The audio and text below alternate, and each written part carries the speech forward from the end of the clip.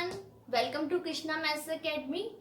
अपने इस लेक्चर में एक्सरसाइज 3.2 के 13 फॉरवर्ड क्वेश्चन हम करेंगे। 13 क्वेश्चन तक तो लास्ट लेक्चर में डिस्कस कर लिया था। 14 क्वेश्चन बहुत सिंपल से है, सो ट्राई योरसेल्फ। इसके बाद नेक्स्ट देखते हैं क्वेश्चन नंबर 15। आपको क्या कह रखा है, ए इज गिवन दिस, आपको वैल्यू किसकी फाइंड करनी है, ए square minus 5a plus 6i की। अब यहाँ पर ए स्क्वायर का मीन क्या हुआ, ए को ए से क्या कर देंगे हम, multiply 201 213 1 minus 1 0 201 213 1 minus 1 0। After it क्या लिखा है, 5a 5 एज इट इज, ए जो है स्टेटमेंट में गिवन है 201 213 1 minus 1 0 plus 6i, I means identity।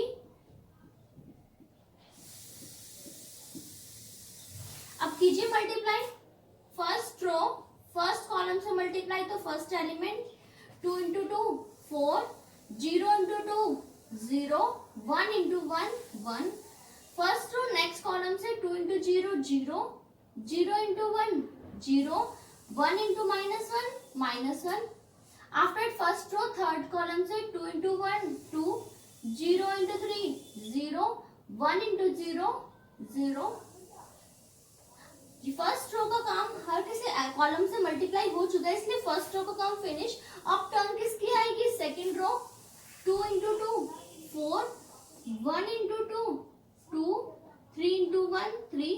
फिर से ये सेकेंड रो सेकेंड कॉलम से 2 into 0, 1 into 1 3 into minus 1 minus 3।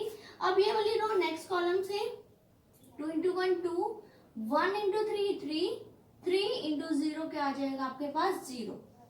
अब फिर से सेकंड रो का काम भी क्या हो गया, फिनिश, क्योंकि आगे कॉलम फिनिश थे। अब बारी किसकी आ जाएगी, third row 1 into 2 2, minus 1 into 2 minus 2, 0 into 1 0। ये वाली रो किससे हो जाएगी, नेक्स्ट कॉलम से 1 into 0 0, minus 1 into 1 minus 1, 0 into minus 1 sorry 1 into 0 0, minus 1 into 1 minus 1, 0 into minus 1 क्या आ जाएगा 0। अब ये वाली रो किससे हो जाएगी, नेक्स्ट कॉलम से 1 into 1 1, minus 1 into 3 minus 3, 0 into 0 क्या आ जाएगा 0। फिर से 5 को मल्टीप्लाई करते हैं, 5 इंटू 2 10 0, यहाँ क्या आएगा 5 10 5, और यहाँ क्या आएगा 15 5 माइनस 5, और क्या आएगा 0। 6 हर एलिमेंट से मल्टीप्लाई होके 6 0 0 0 6 0 0 0, और क्या बन गया आपके पास 6। फिर से सिंप्लीफाई कीजिए, 4 plus 1 5, 5 minus 10 minus 5, minus 1 minus 0 minus 1, 2 minus 5 minus 3, 4 plus 2 6, 6 plus 3 9, 9 minus 10 minus 1, 1 minus 3 minus 2, minus 2 minus 5 minus 7, 2 plus 3 5, 5 minus 15 minus 10, 2 minus 2 0, 0 minus 5 आपके पास क्या आ जाएगा minus 5, minus 1 plus 5 4, 1 minus 3 minus 2 minus 2 minus 0, फिर से क्या आया minus 2। अब आपके पास लास्ट मैट्रिक्स है 6 0 0 0 6 0 0 0 क्या आ जाएगा 6। सिंपली ऐड कर लीजिए, minus 5 plus 6 1, minus 1 plus 0 minus 1, minus 3 plus 0 minus 3, minus 1 plus 0 minus 1, minus 7 plus 6 minus 1, minus 10 plus 0 minus 10, minus 5 plus 0 minus 5, 4 plus 0 4, minus 2 plus 6 4। तो that is the final answer of this question। इसके बाद question 16 में नहीं करिए, again similar to question 15 है, that's why try yourself। next question is question number 17 which is an important type of question। तो देखते हैं क्वेश्चन 17 में क्या कह रखे हैं आपके पास, if A is given as, आपको एक मैट्रिक्स A given है, आफ्टर इट क्या given है, I is given। I नहीं भी given होता तो भी हम यही लेते हैं, क्यों, क्योंकि A अगर 2/2 का है तो I भी कैसे लेंगे आप 2/2। फाइंड के फाइंड करना है so that A square is equal to K A minus 2i। तो क्वेश्चन 17 में क्या है, आपको गिवन कंडीशन का यूज करना है। क्या कंडीशन गिवन है, ए square is equal to K A minus 2i। इस कंडीशन का यूज करो और वैल्यू किसकी फाइंड करेंगे हम, के की। सबसे पहले क्या लिखा है, ए स्क्वायर। आपको पता है ए स्क्वायर का मीन क्या होता है, ए को ए से क्या करना, मल्टीप्लाई। तो ए की वैल्यू क्या है आपके पास, 3 4 -2 -2 3 4 -2 is equal to K A. A is given as 3 4 -2 -2i. I means identity matrix. अब कीजिए multiply, first row first column से 3 into 3 9 -2 into 4 -8 3 into -2 -6 -2 into -2 +4। आगे कॉलम खत्म, दैट मीन इस रो का काम फिनिश। अब बारी किसकी आएगी, नेक्स्ट रो 4 into 3 12 -2 into 4 क्या आ जाएगा, -8। फिर से ये रो नेक्स्ट कॉलम से 4 into -2 -8 -2 into -2 +4। के मल्टीप्लाई कर दीजिए, यहाँ पर क्या बनेगा, 3k 4k -2k -2k 2 सबसे मल्टीप्लाई 2 0, यहाँ क्या आएगा 0 2। फिर से ऐड कीजिए, 3k माइनस क्या बन जाएगा 2 -2k -0, यहाँ क्या आएगा 4k -0 -2k -2। यहाँ पर भी 9 - 8 1 -6 + 4 -2, यहाँ 4, ये क्या आ गया -4। अभी देखा आपने, दोनों मैट्रिक्स इक्वल हो चुकी हैं। दो मैट्रिक्स सिर्फ तभी इक्वल आ सकते हैं जब उनके ईच एलिमेंट क्या हो जाए, इक्वल। तो 1 इज इक्वल टू क्या बन जाएगा, 3k -2। 3 इज इक्वल टू क्या आ गया आपके पास, 3k। k की वैल्यू क्या आ गई आपके पास 1। अगर आप किसी और पोजीशन से भी कंपेयर कर लेंगे, सबसे k का आंसर सेम आएगा। अगर किसी एक से भी k का आंसर चेंज आया है तो अंडरस्टूड कीजिएगा कि यहाँ पर कहीं ना कहीं आपने कैलकुलेशन मिस्टेक की है। आप यहाँ पर कहीं पे भी कंपेयर कीजिएगा तो 4 = 4k, सबसे ही k का आंसर क्या आ रहा है, 1 आ रहा है। That is the important type of question. Next question number 18 which is most important. इस क्वेश्चन को करने के लिए 2 या 3 मेथड अवेलेबल हैं, लेकिन हम जो कर रहे हैं यही वाला सबसे इजी पड़ेगा, तो इसी को देखते हैं। सिंगल मेथड डिस्कस कर रही हूँ यहाँ पर मैं। क्या स्टेटमेंट गिवन है, question 18, a is given as 0 - tan α/2 tan α/2 और क्या है 0। आपको शो करना है i + a is equal to this. तो पहले हम स्टार्ट कर रहे हैं i + a से। i मैट्रिक्स क्या है 1 0 0 1। a तो आपको गिवन ही है 0 tan α/2 - tan α/2 और क्या है 0। अब ऐड कीजिए सिंपली, 1 + 0 1, 0 प्लस करेंगे तो क्या आ जाएगा यहाँ पर -tan α/2, 0 प्लस दिस, ये क्या आ गया आपके पास tan α/2, 1 + 0 क्या आ जाएगा आपके पास 1। ये आपके पास लेफ्ट हैंड साइड तो आ चुकी है। राइट हैंड साइड पर आपके पास क्या है, i - a into cos alpha - sin alpha और यहाँ क्या है आपके पास cos अल्फा। I तो identity 1 0 0 1। A is given as 0 - tan α/2 tan α/2 और क्या है 0। यहाँ क्या गिवन है, अब देखो सब कुछ tan में चल रहा है और यहाँ पर भी आपके पास जो LHS है आंसर tan में चाहिए, जबकि आपको यहाँ क्या दिख रहा है cos और sin। तो यहाँ पर मैं cos और sin को किस में कन्वर्ट कर रही हूँ, tan में, और tan के भी कौन से हाफ एंगल में। तो जब हमने सेकंड चैप्टर किया था इनवर्स ट्रिग्नोमेट्री, वहां पर भी डिस्कस किया था, +1 में भी डिस्कस कर चुके हैं ऑलरेडी कि cos और sin को हाफ एंगल tan में कैसे कन्वर्ट करते हैं। cos अल्फा का half angle formula 1 - tan² α/2 upon 1 plus tan square alpha by 2, sine alpha का 2 tan alpha by 2 upon 1 plus tan square alpha by 2 minus sine alpha क्या हो जाएगा, minus as it is sine alpha का 2 tan alpha by 2 upon 1 plus tan square alpha by 2 cos alpha का 1 minus tan square alpha by 2 upon 1 plus tan square alpha by 2। अब क्योंकि बहुत लंबी सी statement चल रही है तो बार बार tan अल्फा बाय 2 लेना क्वेश्चन को कॉम्प्लिकेटेड कर देगा, तो जस्ट फॉर कन्वीनियंस मैं tan अल्फा बाय 2 के प्लेस पर सिर्फ t लिख रही हूँ, जस्ट फॉर कन्वीनियंस। तो tan अल्फा बाय 2 को t लिख दिया, तो 1 minus 0 1, 0 minus minus plus t, t 0 minus this minus t, 1 minus 0 आपके पास क्या आ गया 1। और यहाँ आपके पास कौन सी टर्म है, 1 minus T square upon 1 plus T square, 2t upon 1 plus T square minus 2t upon 1 plus T square, 1 minus T square upon 1 plus T square. अब कर दो सिंपली मल्टीप्लाई जो आपके पास था, लेकिन उससे पहले थोड़ी सी कैलकुलेशन को और सिंपली करते हैं। देखो हमने देखा पूरी मैट्रिक्स में डिनोमिनेटर में 1 प्लस टी स्क्वायर है, अगर मैं इसे कॉमन ले लूँ तो हमारी कैलकुलेशन और इजी हो जाएगी। इसलिए मल्टीप्लाई करने से पहले मैंने 1 अपॉन 1 प्लस टी स्क्वायर इस मैट्रिक्स से क्या ले लिया कॉमन, तो यहाँ अंदर क्या बच गया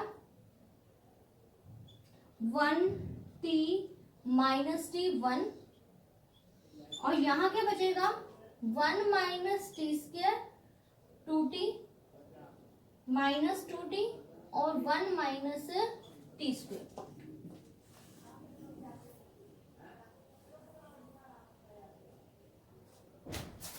अब कर दो यहाँ पर 1 अपॉन 1 प्लस टी स्क्वायर मैंने एज डी से लिख दिया, मल्टीप्लाई करो 1 इंटू क्या होगा फर्स्ट रो फर्स्ट कॉलम से होगी ना, 1 को इससे करेंगे 1 माइनस टी स्क्वायर, टी को 2t से किया क्या आ जाएगा आपके पास 2t स्क्वायर, फिर से फर्स्ट रो सेकंड कॉलम से करेंगे 1 into minus 2t minus 2t, t को करेंगे तो क्या आ जाएगा t minus T cube.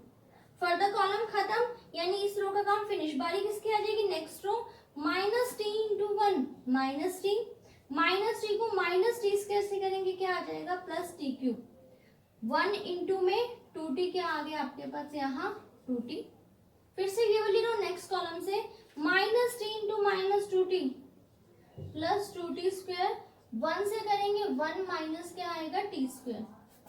Simplify यही करते हैं 1 upon 1 plus T square, 2t square minus T square T square, यहाँ क्या आ गया 1 plus T square minus 2t plus T minus T cube, 2t minus T T plus क्या आ जाएगा T cube, 2t square minus T square plus क्या आ गया 1।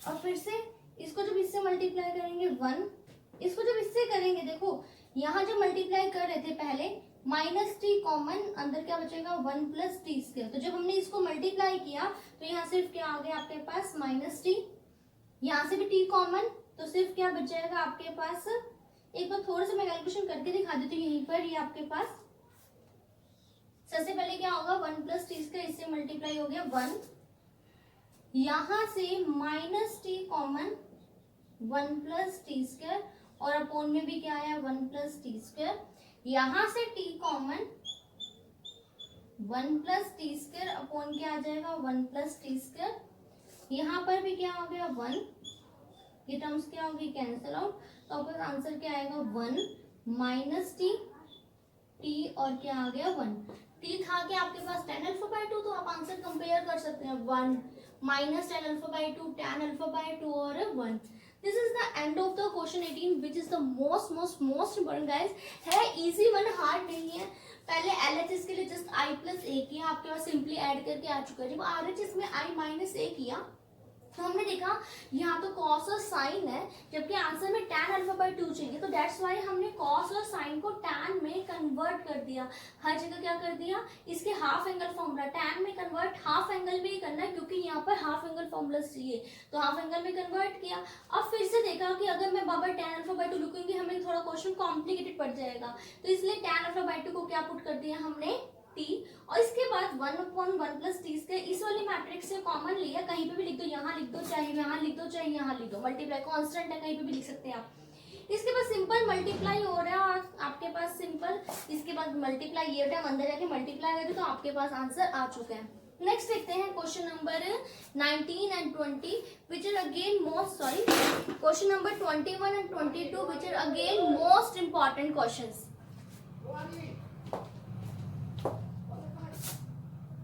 So next question में आपको क्या कह रखा है, आपके पास एक गिवन कंडीशन है x, y, z, w and p are matrices of order।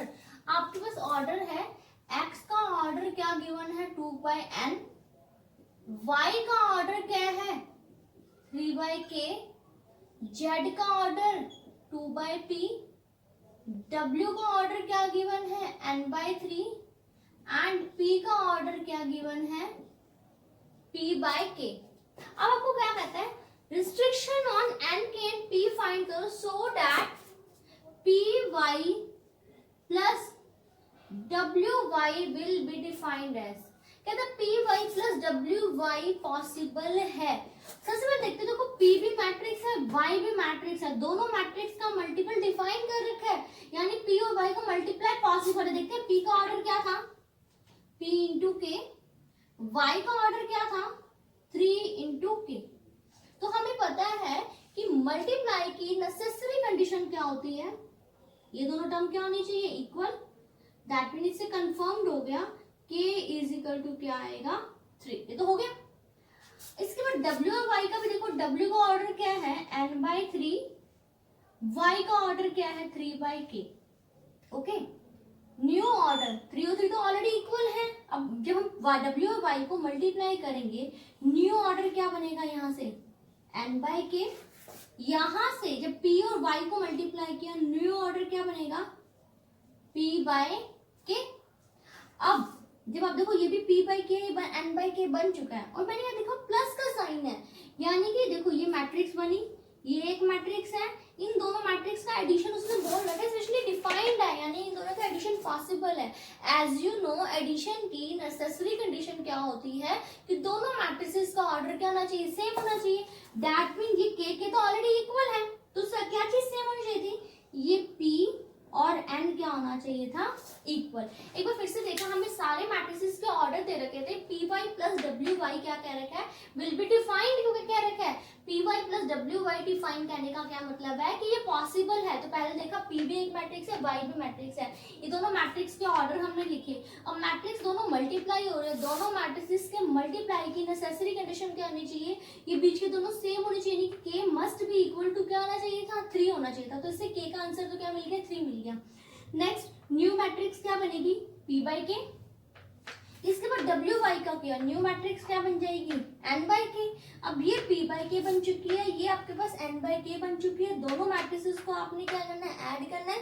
As you know again matrix addition की नेसेसरी कंडीशन क्या होती है, दोनों क्या होनी चाहिए सेम, तो इसलिए p की वैल्यू क्या आ गई n, तो possible answer is k is equal to 3 and p is equal to n, तो right option is a option.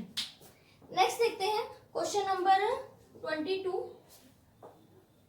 क्या कह रखा है 22 क्वेश्चन में, if n is equal to p, आपको ऑलरेडी बता दिया n और p इक्वल है, then what is the order of 7x minus 5z। देखो x एक मैट्रिक्स है, 7 एक कांस्टेंट है, किसी भी कांस्टेंट को अगर मैट्रिक्स से मल्टीप्लाई करें तो मैट्रिक्स के ऑर्डर पे कोई इफेक्ट नहीं होता, दैट मीन 7x का ऑर्डर वही होगा जो x का ऑर्डर है, और x का ऑर्डर आपको क्या गिवन है 2/n गिवन है। अगेन 5z, z का जो ऑर्डर था क्या था 2/p, 2/ क्या हो गया p। अब ये 2/n मैट्रिक्स है, ये 2/p मैट्रिक्स है, माइनस करना है, लेकिन उससे पहले कंडीशन गिवन है n इज इक्वल टू क्या है p, तो या तो p के प्लेस पर n कर दो या n के प्लेस पर p, मैंने यहाँ n के प्लेस पर p कर दिया, तो आपको पता है कि जब हम सेम ऑर्डर की मैट्रिक्स को सब्ट्रैक्ट करते हैं तो न्यू ऑर्डर भी सेम ही आता है। दैट मीन जब 2/p में से 2/p माइनस करेंगे तो न्यू मैट्रिक्स का ऑर्डर भी क्या होगा, 2/p ही होगा। तो आंसर में ऑप्शन चेक करो, 2/p 2/n दे रखा है, तो 2/p या 2/n तो सेम है क्योंकि n और p तो इक्वल था। तो 2/p लिखा हो या 2/n, दोनों आंसर ठीक है। तो ऑप्शन में 2/n दे रखा था, तो that's why right answer is option B. तो इसी के साथ आपकी 3.2 क्या होती है, फिनिश होती है। नेक्स्ट लेक्चर में हम ट्रांसपोज के साथ मिलेंगे। तब तक के लिए keep subscribing, liking, sharing my channel. Bye bye.